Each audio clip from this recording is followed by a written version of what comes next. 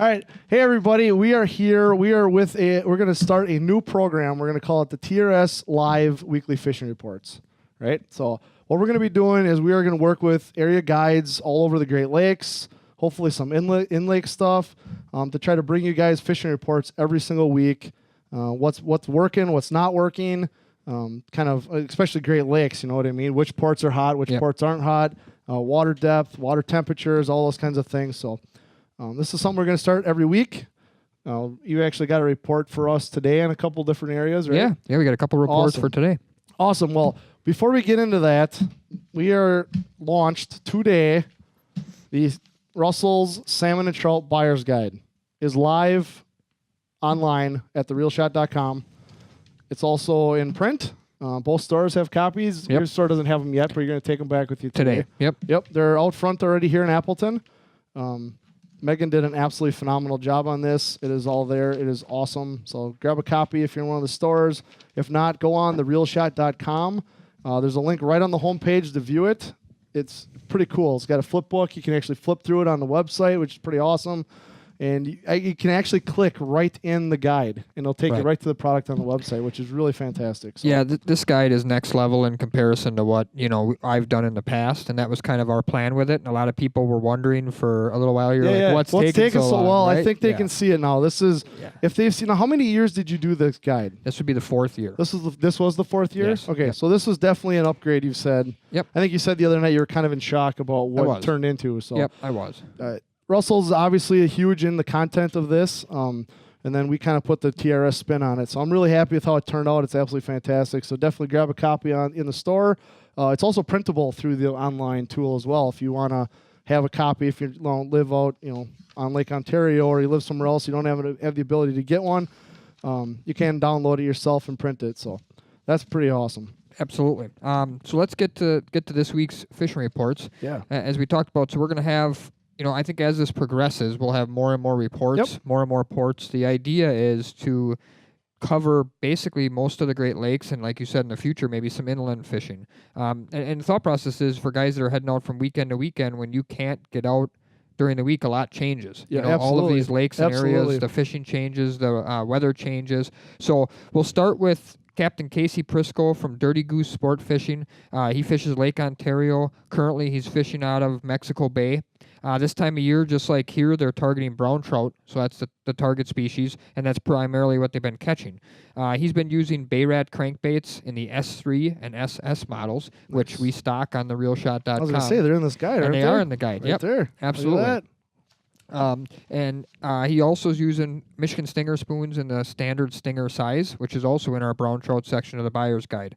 He told me right now fishing's fantastic. Some of the most premier fishing of the year, as guys have not been out a lot, so the fish haven't seen a lot of baits, and there hasn't been a lot of traffic on them, which is nice. And I think with the weather forecast that's coming, I expect his fishing will probably get better. Awesome. And what did you say? 5 to 15 feet of water? 5 to 15 foot of water. Yep. Did you get a water temperature? I did not. Okay. That I did not hear from him yet, but we'll add that to the list. Absolutely. I think that's important, especially for the Great Lakes fish. We've talked on TRS Live about the water temperature and the importance of water temperature to the Great Lakes. So that'll be awesome. Report 2 I have is from Captain Gary Zart of Blue Dolphin Charters. Gary and his son Nicholas run multiple boats on the western basin of Lake Erie. So this will be a nice, different report for us. Absolutely. It always is interesting to me, how many guys from this area go to Erie every week almost this time of year and in the fall. Somebody's in one of the 2 stores, in both stores for that matter, buying crankbaits to head to Lake Erie. Yep, absolutely. So Gary told me that he's fishing outside the reef complex, which is a common sort of public spot there on Lake Erie. He said it's bandits and perfect tens right now. That's been the ticket. He said you need to find the right water. You don't want it too dirty, but you definitely don't want it too clean. Yep. And he said 2 foot of visibility is about perfect, but even 1 foot is good. Now, the reef complex, is that outside of Bessie there? Yeah. Is that out of Port Clinton? Yeah. Okay, so the reef complex is just outside of Bessie. If you're not familiar with that area, Bessie is the big nuclear power plant there in Port Clinton in that area. So Yep. So he said 40 to 100 back behind the planer boards on the Bandits. And then with the Perfect 10s, they're using either the 20-20 or the 30-30 method with 1 or 2 ounce weights. Awesome. And of course, like we talked about before, the water is cold this time of year. So it's slow, 1.1 to 1.4 miles an hour. So almost like crawler harness speed, right. but with crankbaits. Yep. So that'll be a unique. One thing too on the find the right water piece. What I always used as a nice little gauge on that was the prop of my boat. So I'd always trim the motor down as far as I could trim it down, stand on the back and look down. If I couldn't see the prop at all, that was too dirty. Right. If I could look down and I could see every revolution, that's too clear. Yep. You want to be able to just look down and kind of just make out the prop, and that's kind of the perfect water temp on Lake Erie. Yep. Or not temp, sorry, perfect water clarity on Lake Erie. Yep. So one thing to keep in mind too is as we go along, we'll get some detail on colors and things like that. Right, absolutely. But for this week, we just kind of wanted. Well, some this idea is information. like 24 hours old. Yeah, so. exactly. And then I figured I'd give a report because we've been getting a lot of guys asking about the brown trout fishing, locally out of Sheboygan, Manitowoc. And right now the bite kind of is the same up and down the lakeshore. It's what I would call okay. It's a little early yet. The water temperatures are still around 40 degrees, which is pretty cold. But the guys that were out last weekend did manage to get anywhere between 2 and 6 fish per boat, which is okay. Yep.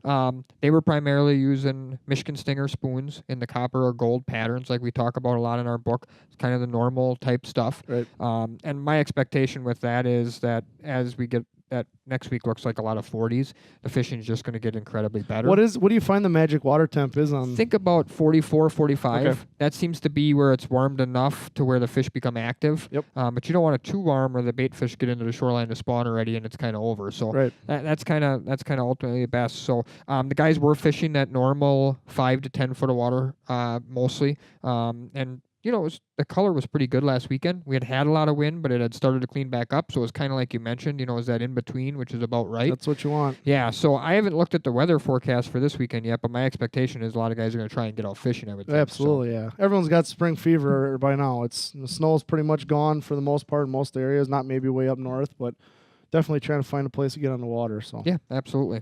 Fantastic. All right, well, that'll wrap up this week's report. We will be back next week. Zach's got some pretty cool stuff in play and pretty cool ideas for this, so definitely something you're going to want to stay tuned for. Thanks, Absolutely. Russell. Thank you.